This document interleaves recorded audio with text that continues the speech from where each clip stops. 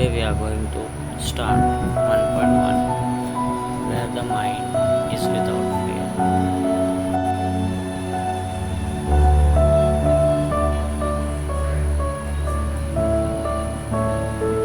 About poet Rabindranath Tagore. He was born at Calcutta, Bengali Presidency, British India. He is the first non-European to win the Nobel Prize in Literature in 1930. Tagore introduced a new prose and verses forms and used the colloquial language into the Bengali literature. Literature background of India. Indian poetry, Indian literature in general has a long history dating back Vedic times. Poetry in foreign languages such as Persian, English, and also has a strong influence on Indian poetry. The poetry reflects the diverse spiritual tradition within India.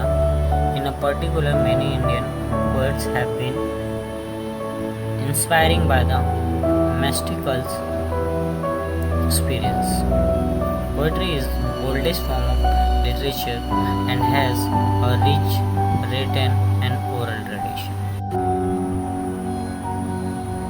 He wrote over 1000 poems, 8 volumes of short stories, almost 2 dozen plays and playlets, 8 novels, and many books and essays, philosophy, religion, education, and social topics. He was not only the writer but also the painter, philosopher, and composer also. The poem Where the Mind is Without Fear has been taken from his novel within the collection of poem Gitanjali. A proudly sensitive, fresh, and beautiful verses. About the poem. It was originally written in Bengali and later translated into the English by Rabindranath Tagore himself. He was the first non-European to win the Nobel Prize for Literature in 1933. It is a prayer to Universal Father figure that is the God Almighty. The poem, with its inspiring line, elaborate Tagore's visions of a new, enlightened India. Now, theme of the poem. The poet desires the peace and prosperity among his countrymen and prays that his country might attain overall welfare and self-reliance. Now see the poem. Where the mind is without fear.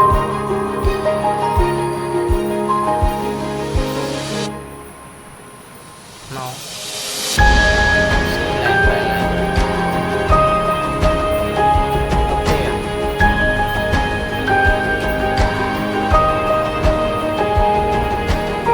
Where the mind is without fear and the head is held high.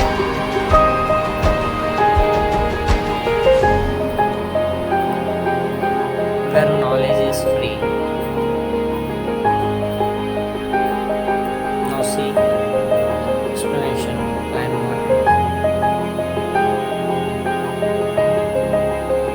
The poet prays to the Almighty that his country should be free from any fear, domination, or force, compulsion. He wants that everyone in his country should be free to hold their head high in dignity.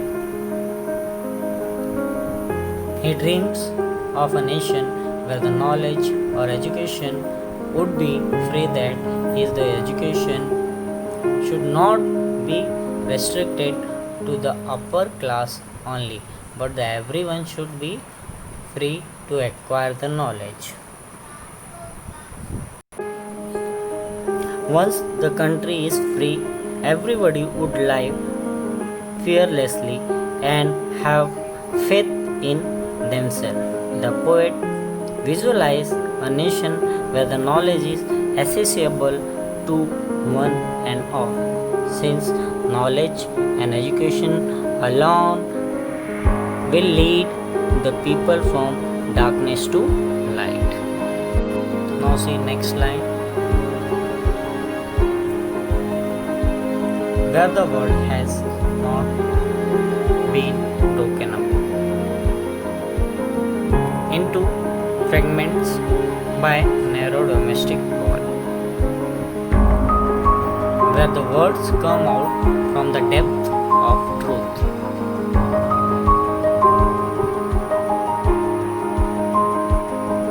where the tireless striving. Now see the explanation. Line 3. Author wishes for world which is not fragmented, that means isolated, divided by the prejudices based on caste, creed, color, religion, or other baseless superstition. Line 4. Prejudice and superstition should not divide the people in groups and break their unity. Line number 5. He wants a nation where the people are truthful, not superficial, and words should come out from the depth of their heart. In short, the people of such nation would be truthful, would speak from the depth of their heart. In such a country, the people would give their best and work hard, which would ultimately make them achieve their goal of perfection. It is the dream of the poet that he wants his countrymen to have a power of reason and not to give to old superstition beliefs. Now next line, where the clear stream of reason has not lost its, stretches its arms toward perfection into the dreary desert sand of dead, where the mind is led forward by thief. Now see the explanation.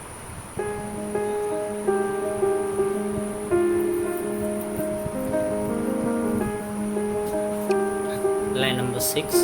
The author talks about the desire of country where the people would strive without getting tired to reach perfection, leaving behind the prejudices and old tradition.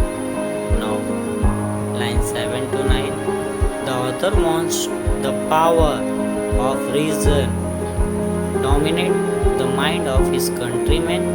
He does not want the stream of reason to be most lost, almost outdated customs and tradition, and only that can direct the mind toward the selfless thoughts and everlasting action. Means he prays to God to help his countrymen progress so that they becomes individual who are logical, progressive, and have a broad-minded outlook. He requested to the God to guide his countrymen into the heaven freedom where the all he has prayed for comes truth.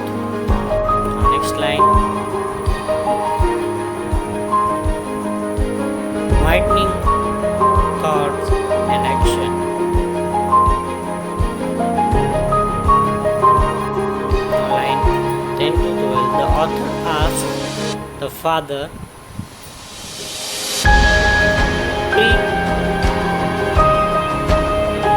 presumably God to walk his country into such heaven of freedom.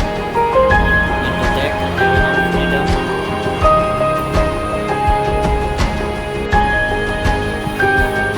that means Tagore thus sketches out the ideas from freedom and not merely political freedom that he desired for his country. He aspires to bring about a walking in a country that is enslaved both political and intellectually.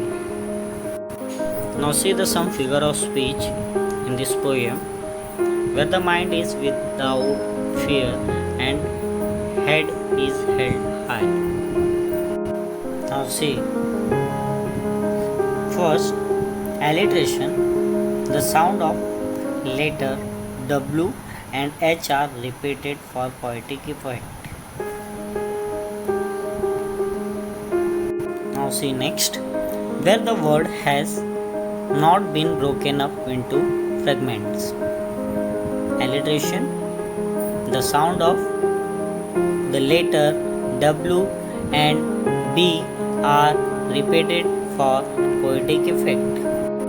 One thing is that consonants, the sound of letter N has been repeated in the line. Now next, by narrow domestic walls. Metaphor, an indirect comparison has been made between narrow domestic walls and the narrow-minded divisions in the society. Next line, where tireless striving stretches its arms toward perfection. Consonants, the sound of letter T and S has been repeated in the line. Personification, an inanimate object striving has been given the human quality of being tireless, stretching its arms. Now continue. Next one, where the clear stream of reason has not lost its way. Here, metaphor, an indirect comparison has been made between the clarity of the stream and reason. One thing is that personification, an animate object like a stream of reason has been given the human quality of losing its way. Next, into the dreary desert sand of dead habits. Here, alliteration and metaphor. Alliteration, the sound of the letter D is repeated for poetic effect. Metaphor, an indirect comparison has been made between habit and desert sand. Next, where the mind is led forward by theme. Here, metonymy, the poet has used the mind to represent its close association with the citizen. That's why metonymy. Next, into that heaven of freedom, my father let my country walk. Here, first one, personification is there. How? Just see. An animate object's country has been given the human quality of walking up. Thank you, student, for listening. So please do textual exercise of 1.1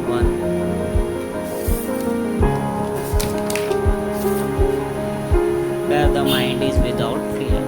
Thank you. Now finally say the meanings. Bye bye. See you later.